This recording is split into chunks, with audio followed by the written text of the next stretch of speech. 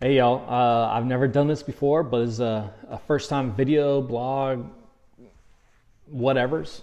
I don't know what it's going to be, but I wanted to start a video of my sabbatical. I don't know how many of you know, but I'm a pastor at Shoreline Community Church in Santa Barbara, California.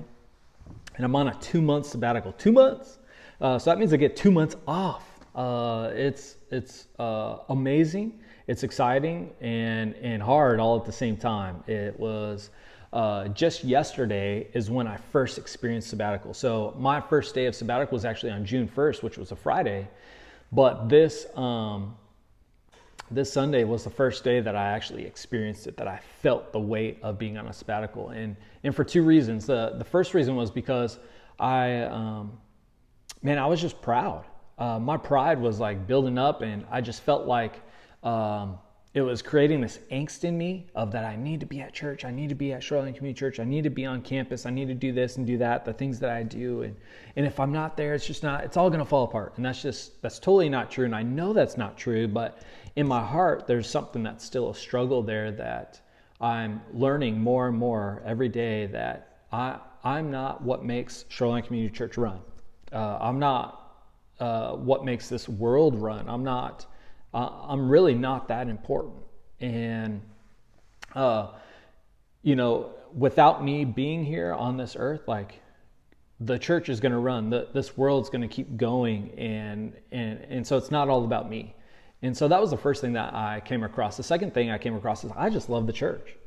I love being a part of the church. I love the relationships that I have. I love the time of corporate worship and praising God through song and reading of the scriptures, and to being able to pray together, and to fellowship and to enjoy each other's company. And so those were the two things that were creating this angst in me. But on the way, my wife and I decided to go to a church in town, and on the way, I knew I needed to pray, because my heart was just, I don't like feeling that tension. I hate that. It bothers me so much. And when I feel it, I got to pray. If it's something within me, if it's something that I have against another person, I have to confront that person, because my life just gets all whacked out if I just keep letting that go. And so just prayed. I just asked God, help me to have peace. Help me to understand and to know your plan in this season of sabbatical. And so that was the first thing that helped me. The second thing that helped me was actually being a part of another church. And the reason being is because the church is not just one building, one group of people, or two groups of people, or three groups of people. It's the body of Christ, those who are believers in Jesus Christ and Christ alone. And so believing in his saving work. So when I got there, we parked and we started walking towards the church. And I just felt this peace that just surpassed my understanding, that just overwhelmed me, that came to me. And so it was a beautiful moment, because the service was really good.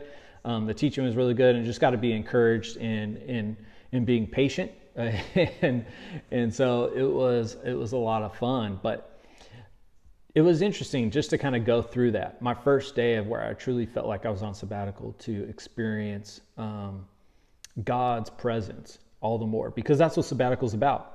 Sabbatical is to rest in Jesus and to allow him to do amazing things in your life, whether it be a sabbatical or being on the Sabbath day and resting and keeping it holy. And so one of the things that I learned was being able to hand it over, to release, to give it over to the Lord. And so I'm excited. I don't know what God's going to do the rest of this sabbatical, but I'm stoked about it, and I'll keep you guys updated just to see the difficulties that come up and the things that God's bringing to my mind as I venture down this path. And so bear with me. This will be, like I said, it's my first time ever doing something like this. I don't like being on the screen. I've never video recorded myself like this before, and so this is going to be a real trip. And so I hope that encourages you guys to understand a lot about not just me, but also